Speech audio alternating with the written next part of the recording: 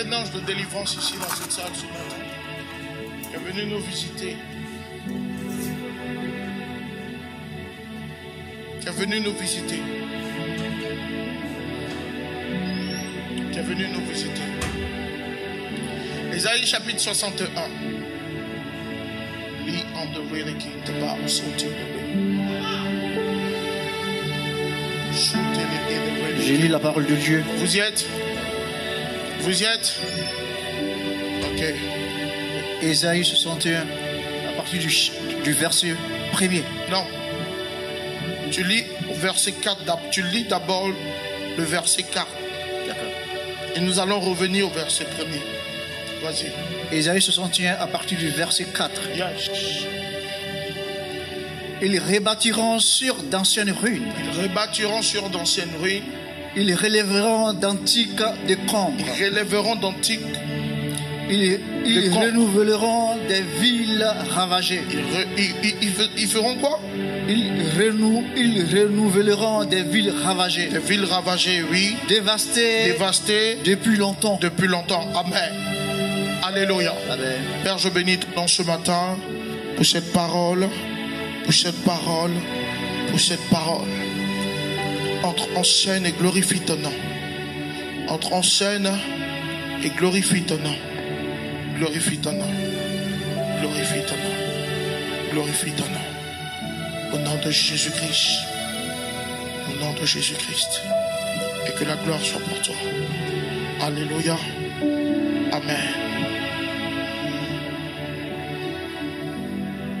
La Bible dit, ils rebâtiront sur d'anciennes ruines.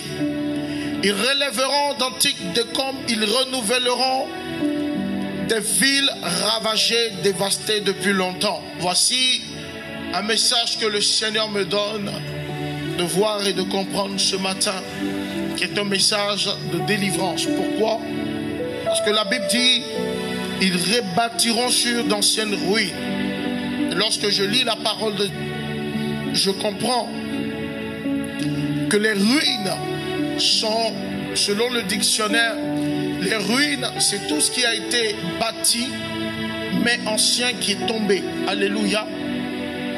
Quand on parle de ruines, on parle automatiquement des restes d'une chose qui a été démolie, une chose qui a été détruite, une chose qui a été écroulée. Est-ce que je parle à quelqu'un?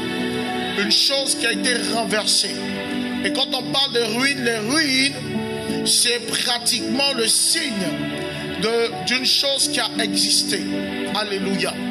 Ce sont les signes d'une chose qui a existé. La preuve d'un passage, la preuve d'une existence, l'existence d'un bâtiment, soit de quelque chose qui a existé.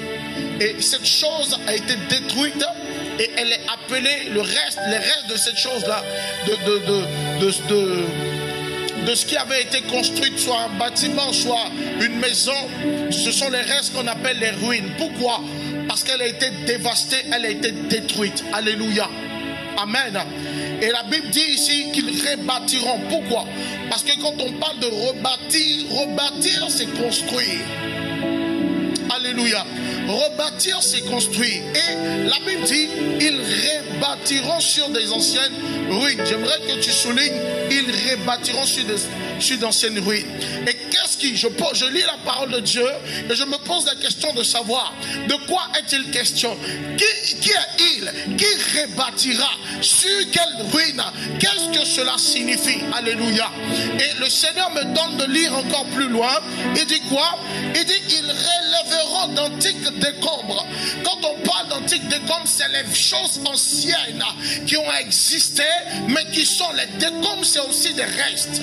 Alléluia. Les décombres sont aussi des restes, des choses qui ont existé à l'époque, qui sont anciens, qui ont existé, mais qui ont été détruits, mais qui sont aussi restés. Alléluia. Le dimanche dernier, je prêchais et je parlais des ossements desséchés. Et je faisais comprendre ici à l'assemblée que les ossements sont le signe palpable d'une existence, soit humaine ou animale. Alléluia. Et quand on parle des os, c'est ce qui est resté. C'est le signe, c'est la preuve d'une existence. Et quand on parle d'antiques décombres, on parle ici des choses anciennes qui ont existé, mais qui ont ici été détruites et sont restées. Ce sont les restes qu'on appelle les décombres. Amen. Et la Bible dit quoi? Ils renouvelleront des villes ravagées, dévastées depuis longtemps. Et quand tu lis ce passage, tu comprends que le Seigneur est en train de parler d'une restauration, de quelque chose qui avait été détruit, mais le Seigneur est en train de parler de renouvellement, de restauration, de rebâtir, alléluia, de reconstruction. J'aimerais que quelqu'un me suive ce matin. Alléluia.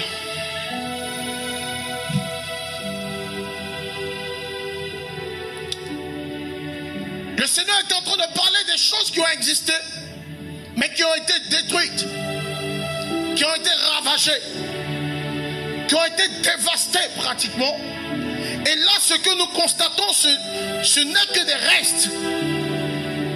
Et on peut constater par des restes.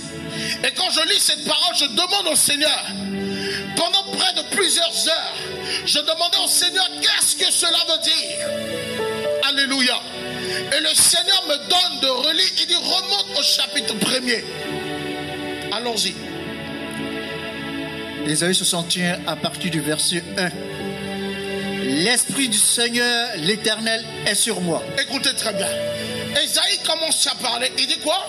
L'Esprit du Seigneur est sur moi. Vas-y. L'Esprit du Seigneur, l'Éternel, est sur moi. Est sur moi.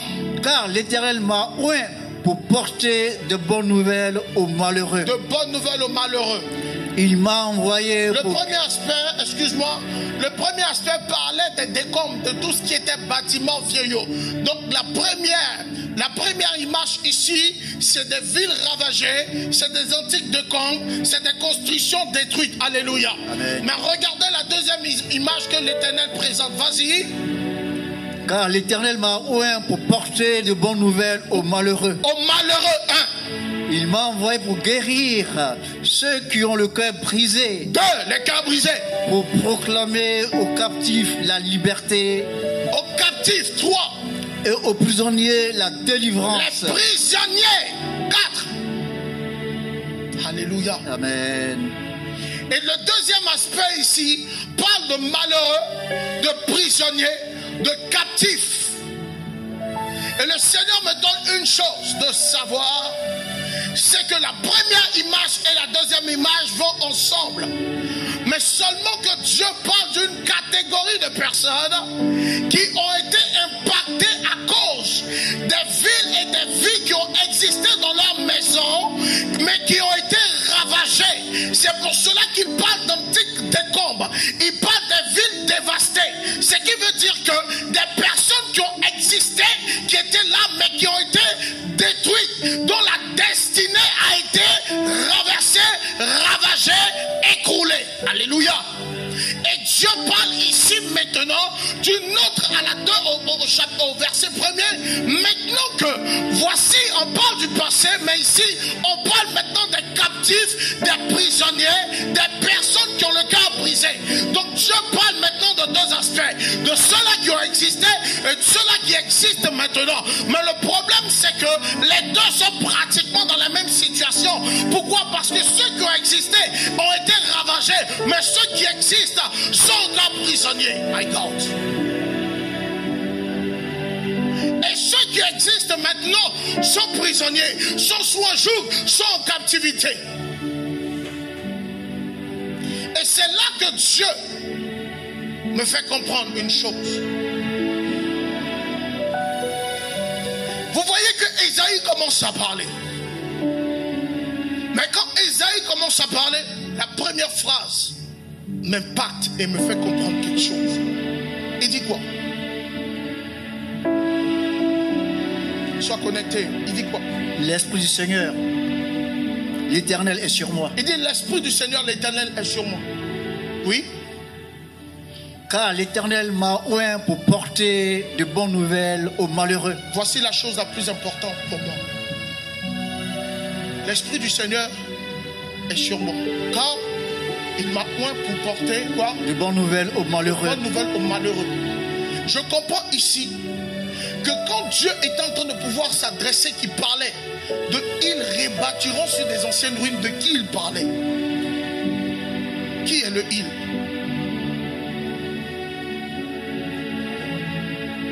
Qui est le il?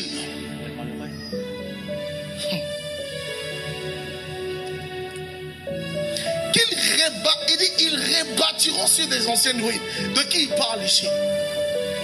J'ai compris que Isaïe était en train de pouvoir prophétiser, était en train de parler, mais parce que il avait reçu une touche. Cette touche qui était l'Esprit de Dieu sur lui, qui lui donnait maintenant d'aller accomplir une œuvre, celle qui était de pouvoir libérer les captifs. Alléluia.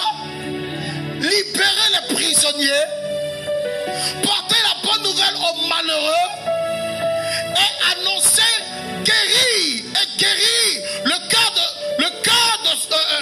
cœur des hommes brisés, le cœur brisé des hommes qui ont été établis. Alléluia. Amen. Et j'ai compris que l'Esprit de Dieu établi sur Esaïe lui donnait une capacité surnaturelle, mais de reconstruction. Et j'ai compris une chose, quand l'Éternel commence à parler, il dit, ils rebâtiront. Dieu est en train de parler, certes, des personnes qui sont dans le malheur, qui ont le cœur brisé, qui sont en captivité, mais qui, à partir du moment où reçoivent une touche spéciale, commencent à reconstruire la destinée. Oh my God! Commencent à reconstruire la destinée qui avait été brisée, renversée et détruite. C'est pour cela que le Seigneur me donne de savoir, dans certaines familles, il y a des destinées qui ont été renversées. Des mariages détruits, des prospérités bloquées, des enfantements emprisonnés. Et bien aimé, le Seigneur me donne de voir que ces personnes-là ont subi un joug qui existait déjà. Lorsque tu viens dans une famille, généralement tu arrives et tu trouves un joug qui est établi sur la famille. C'est pour cela que dans certaines familles, lorsque tu viens au monde, on dit à un certain niveau de ta vie, on dit, ah, nous ici, pour se marier, c'est compliqué. Parce qu'ils savent que des destinées ont été ravagées. Des vies ont été emprisonnées. Des étoiles ont été ensevelies. Alléluia. Amen. Des prospérités enfermées. Et ça rend des hommes malheureux en captivité. Et il dit, l'Esprit de l'Éternel est sur moi.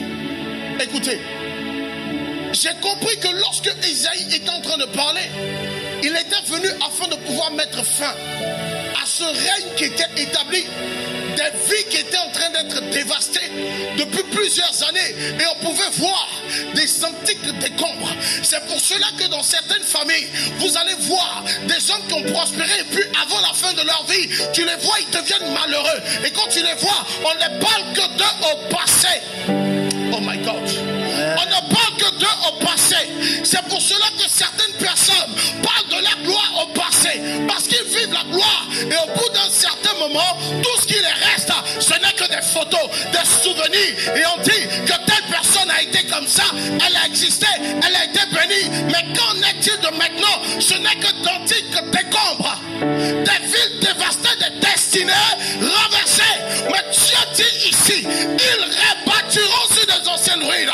Et quand, oh my God, the tree, the rain, the loss. Et quand Dieu est en train de parler des personnes qui vont rebâtir, il est en train de parler des personnes qui reçoivent l'Esprit de Dieu. Oh my God.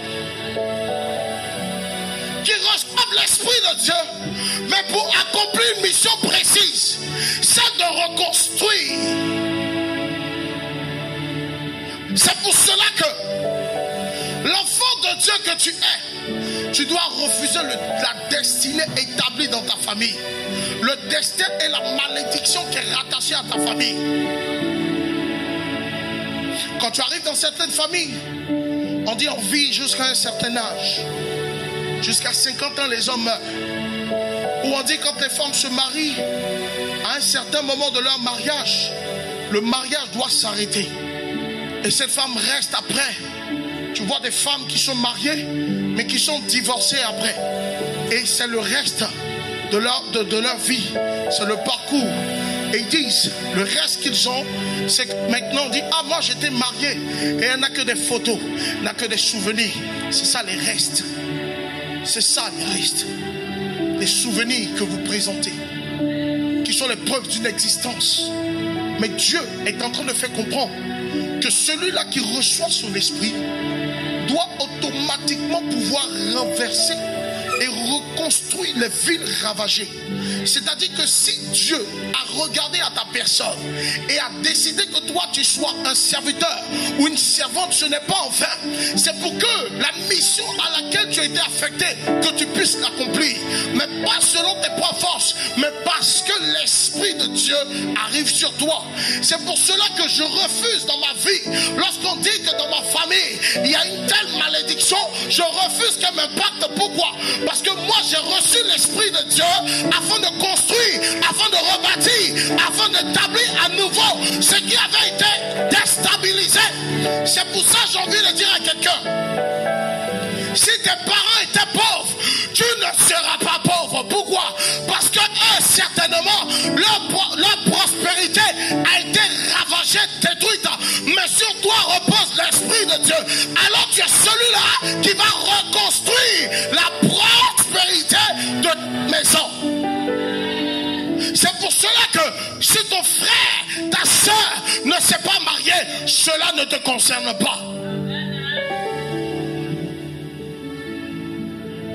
Je ne sais pas si je parle à quelqu'un.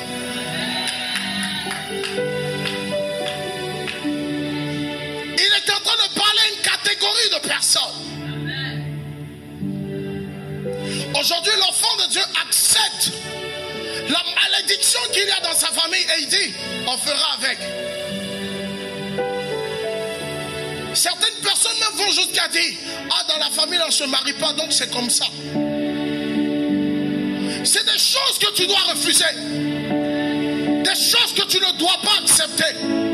Mais encore, lorsque tu vois ces choses, tu dois automatiquement te dire qu'il y a une action que tu dois faire. Celle de recevoir l'Esprit et de commencer à batailler pour reconstruire ce qui avait été détruit.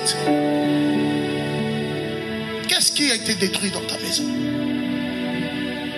Qu'est-ce qui a été ravagé? À quel niveau de ta vie tu te trouves aujourd'hui? Quel est l'aspect de ta destinée qui a été ravagé et détruit? Dis-moi. Et tu n'as toujours pas compris que le fait que tu sois un enfant de Dieu aujourd'hui, c'est pour toi une mission que l'Éternel te donne, mais de rebâtir et de redonner l'espoir là où il n'y avait plus d'espoir. C'est pour cela il m'a oué pour porter de bonnes nouvelles aux malheureux. Les malheureux, c'est ceux-là qui ont constaté leur vie et qui sont dans le malheur. Et il dit que l'Esprit qui est sur toi te donne de porter de bonnes nouvelles, selon laquelle Dieu est capable de rebâtir et de reconstruire. Alors tu trouves des choses qui ont été renversées. Des familles complètement renversées, établies sous le joug, soit de la sorcellerie, soit de la sorcellerie, de la malédiction. Et des gens n'ont pas encore compris que lorsque tu viens au Seigneur, c'est sur toi que Dieu pose son regard. Parce qu'il te oint pour accomplir une bonne nouvelle. Il te oint pour apporter une année de délivrance. Mais le problème, c'est que celui-là qui est censé apporter une année de délivrance ou une bonne nouvelle, lui-même vit cette mauvaise nouvelle établie. Quel est le problème? Celui qui est censé rebâtir se retrouve lui-même dans les décombres. Celui qui est censé reconstruire se retrouve lui-même dans les décombres. Comment cela se fait-il? Ils ont ravagé la destinée de la maison et toi tu viens. Et toi qui en Jésus, la Bible dit à celui selon le livre de Romains, le chapitre 8, le verset 1er, qui dit quoi? Il n'y a plus, oh my God. Il n'y a donc maintenant aucune condamnation pour celui-là qui est en Jésus. Donc la Bible, il n'y a donc maintenant, ça veut dire qu'il existait déjà une malédiction. Il existait une condamnation. Il existait quelque chose. Mais parce que tu appartiens à Jésus-Christ, à partir de ce temps-là, ces malédictions ne te concernent plus. Parce que la Bible dit, il y a donc maintenant. Donc à partir du moment où ta vie est en Jésus, bien aimé, ces choses ne te concernent plus. C'est pour cela que j'ai envie de dire, ne négligez pas votre vie chrétienne. Ne jouez pas avec votre vie en tant qu'enfant de Dieu. Vous ne la considérez pas, c'est pour cela qu'elle n'a pas d'impact. Vous ne l'honorez pas, c'est pour cela qu'elle n'a pas d'impact. Certains chrétiens, et voire même enfants de Dieu, d'enfants de Dieu, qu'elle n'a pas d'impact.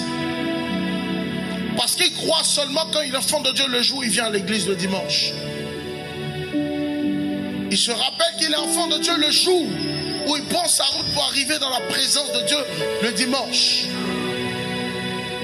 Mais ce que tu ne sais pas, ce que tu constates dans ta maison, dans ta famille, c'est des choses qui existent bel et bien. Des dominations et des villes ravagées, des destinées. Vous ne voyez pas que généralement, ceux qui ont encore leurs parents avec eux, votre vie sont pratiquement similaires. Vous avez pratiquement les mêmes parcours, le même cheminement. Généralement, ça va plus loin, le même caractère. Tout ça parce que ils sont la preuve des choses qui ont existé, mais que vous trouvez en existence.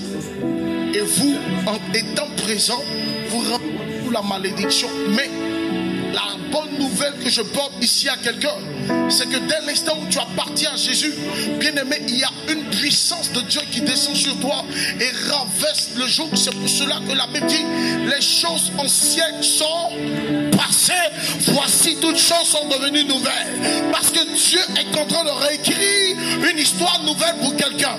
C'est pour cela que tu dois savoir que dès l'instant où Dieu te donne de revenir à lui, il te donne la clé qui va ouvrir la porte de la délivrance, la porte de la prospérité, la porte du mariage, de l'enfantement. Il y a des choses qui se sont données que Dieu veut accomplir avec toi. C'est pour cela que tu ne dois pas abandonner, mais tu dois considérer ce que Dieu veut faire. Alléluia. Est-ce que je parle à quelqu'un? Ils rebâtiront sur des anciennes ruines. Les anciennes ruines. My God.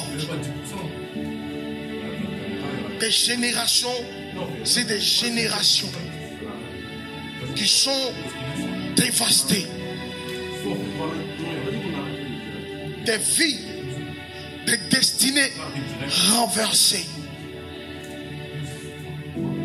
Des projets dévastés. Et Dieu te donne de voir. Tu dois refuser, bien-aimé, de perpétuer la malédiction dans ta famille. Quelqu'un n'a pas dit amen à cette parole. Écoute-moi. Tu dois refuser que pendant que tu es là, continue d'exister. Tu dois refuser que pendant que tu es là, la pauvreté continue d'exister dans ta maison. Tu dois refuser que pendant que tu es là, il y a encore des morts mystiques et bizarres dans la famille. Tu dois refuser que pendant que tu es là, que la sorcellerie bat son plein encore. Tu dois refuser que le règne des démons soit encore établi dans ta maison. Pourquoi? Parce qu'il y a une personne qui débarque avec une onction nouvelle, celle de l'Éternel. C'est pour cela que je veux te dire, les hommes, pour renverser et repartir, il te faut quelque chose, l'onction de Dieu. Il te faut l'onction de Dieu. Une onction qui va briser le joug. Une onction qui va renverser le joug. Une onction qui va te donner de reconstruire, qui va te donner de rebâtir, qui va te donner de redonner l'espoir. Quand ils vont te regarder, ils sauront que ton parcours est différent de leur parcours. Parce que sur toi, il y a une onction de Dieu. Alléluia. Et cette onction te donne de reconstruire. Et quand ils te voient, ils voient une lueur d'espoir. Ils voient quelque chose de nouveau commencer. C'est pour cela que tu dois savoir une chose. C'est qu'à partir de toi, le miracle de Dieu doit se manifester. C'est qu'à partir de toi, la puissance de Dieu doit pouvoir se déployer. C'est qu'à partir de toi, quelqu'un doit pouvoir, même s'il était malade, commencer à recevoir la guérison. Si quelqu'un était dans la pauvreté, quand il te regarde en train de prospérer, il doit se dire, moi aussi, je peux prospérer. Parce qu'il voit en toi quelqu'un qui est en train de reconstruire. Quelqu'un qui est en train de rebâtir. My God. Quelqu'un qui est en train de reconstruire, redonner de l'espoir. Est-ce que je parle à quelqu'un? Nous devons refuser le joug de l'ennemi établi sur nous. Pourquoi Christ dit, venez à moi vous tous qui êtes fatigués et chargés. Il dit, recevez sur vous mon joug qui est doux et léger. Dans le parcours de la destinée de notre Dieu sur la terre, il n'a fait qu'annoncer une bonne nouvelle aux hommes. Et leur dit, ils doivent venir à lui parce qu'il leur donne le salut. Mais au travers du salut, il leur apporte une délivrance. Il leur apporte une délivrance, une lueur d'espoir, quelque chose qu'ils regardent. Ils regardent à l'horizon, ils voient la gloire de Dieu qui est susceptible de se manifester. La puissance de Dieu qui est susceptible de se manifester. L'authenticité de la gloire de Christ. Alléluia. C'est pour cela que tu dois prier.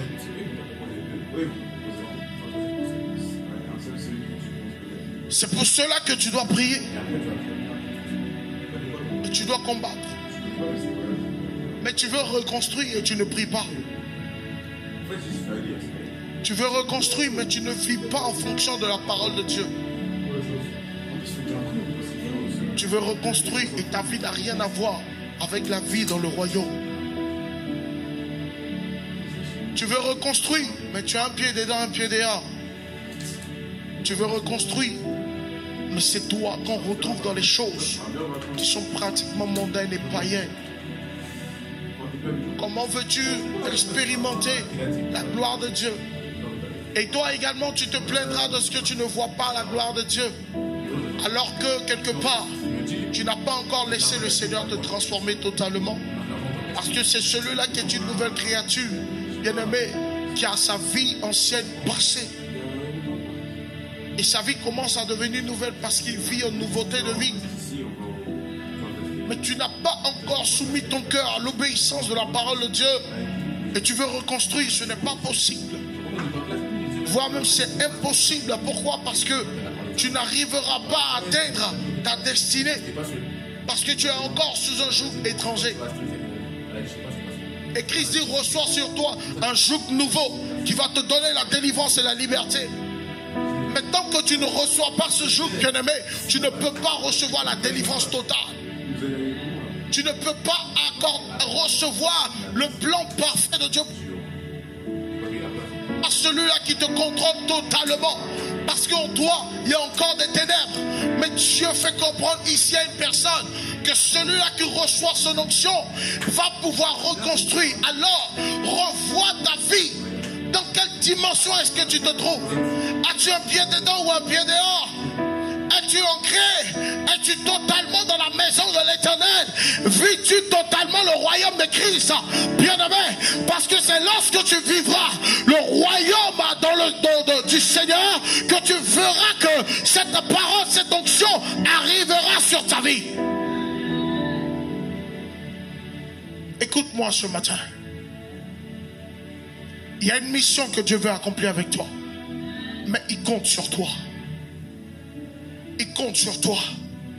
Il compte sur toi. Regarde ton voisin et dis-lui, il compte sur toi. Ton voisin. Regarde ton voisin, dis-lui, voisin. Vous qui ne touchez pas à vos voisins. Vous qui ne voulez pas parler à vos voisins, vous êtes suspects. Vous êtes suspect, vous qui ne voulez pas parler à vos voisins. On dit parle à ton voisin. Pour tourner ta tête, tu as tout un problème. Tu as torticolis ou quoi? Hein? Tu as torticolis. Alléluia. Je préfère comprendre à quelqu'un ce matin que Dieu a de nouveaux projets pour nous. Dieu a un plan parfait pour nous. Dieu a un plan bien détaillé pour nous. Mais ce qu'il attend de nous, c'est que nous puissions vivre pleinement le royaume. Pleinement le royaume pour hériter de ces choses. Parce que si tu dois reconstruire, tu ne pourras pas reconstruire sans une onction de Dieu. Ésaïe a la capacité de reconstruire parce qu'il dit, l'onction, l'esprit du Seigneur est sur moi. Il reçoit une onction nouvelle. C'est pour cela que tu dois rechercher l'onction. Tu dois rechercher l'onction. Parce que l'onction, ce n'est pas seulement pour que les malades soient guéris. Mais l'onction, c'est pour que tu puisses évoluer dans le domaine dans lequel tu te trouves. C'est en cela que la Bible dit que l'onction fait la différence. Celui qui a l'onction de Dieu peut apporter la différence là où il se trouve. Que ce soit dans ton foyer, dans ton travail, dans tes affaires, il y a une différence. Parce que tu as l'onction de Dieu. Alléluia. Et c'est l'onction qui te donnera d'être une personne qualifiée, une personne spéciale. Il te faut l'onction pour rebâtir. Qu'est-ce qui a été détruit? Et quand je dis, ils rebâtiront, ils parlent et moi. Parce que nous sommes tombés dans une famille et nous avons constaté les dégâts. On grandit, on tombe dans une famille où il y a des dégâts collatéraux. Tu constates. Mais par toi, Dieu veut reconstruire. Nous allons parler à Dieu ce matin. Nous allons parler à Dieu ce matin. Est-ce que tu peux te tenir debout? Est-ce que tu peux te tenir debout?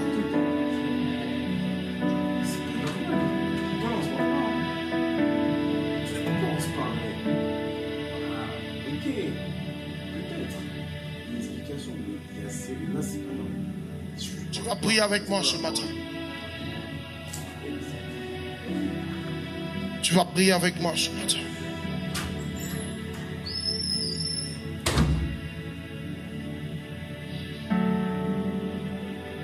Alléluia. J'aimerais que tu lèves ta main droite comme ça avec moi. Je ne sais pas à quel niveau de ta vie tu es. Écoutez, je veux juste te faire savoir une chose. La prédication de la croix est folie pour ceux qui n'ont pas Christ. Mais pour nous, elle est une puissance. Mais Paul dit, et ma parole ne reposait pas seulement sur des discours persuasifs, mais aussi sur la démonstration de la puissance de Dieu.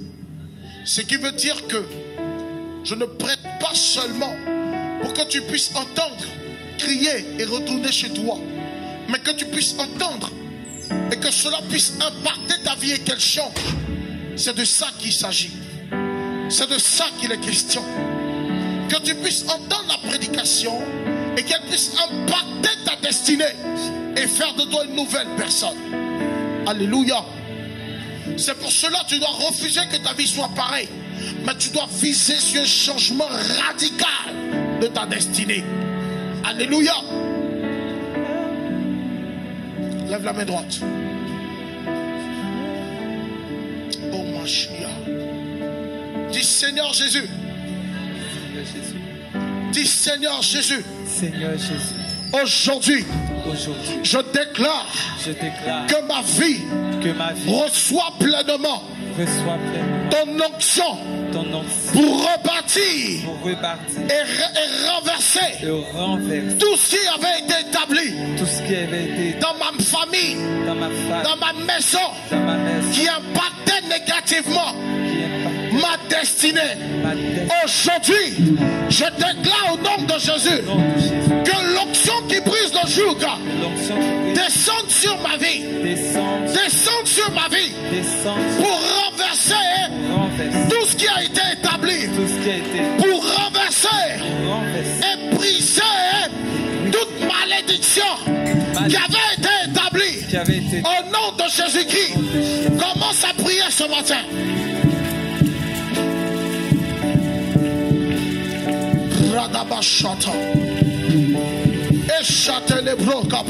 Bien-aimé, il s'agit de ta vie, alors prie. Rekapanda la babo si anda la babo chete. Yanda la basuta la bayonda prekapa. Lo chata la bayonda pre-ikapanda la babo se. Redebos kapandi a mountain array. Yanda le bo chata. Yanda le bo shikana babos. Yekete le predeka. Yanda la babosa. Likapanda la babosia. Yekete le pre. South in array. South in array. South in array. Yanda la basika la babosa. Redebosa kata. Yanda praikapa. Au nom de... Lève la main droite. C'est l'onction qui brise le joug. C'est l'onction qui brise le joug. Alors tu vas dire Seigneur, accorde-moi ton onction maintenant.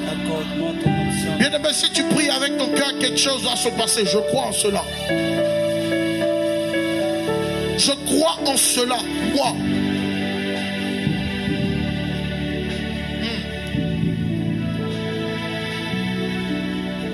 Si tu pries avec ton cœur, quelque chose va se passer. Je crois en cela. La Bible dit, voici les signes et les miracles qui accompagneront ceux qui auront cru. Je peux prophétiser, mais si tu crois, la parole l'emmène à l'existence. Alors tu vas prier avec moi. Lève la main droite. Seigneur, accorde-moi ton onction. Accorde-moi ton onction. Accorde-moi ton onction.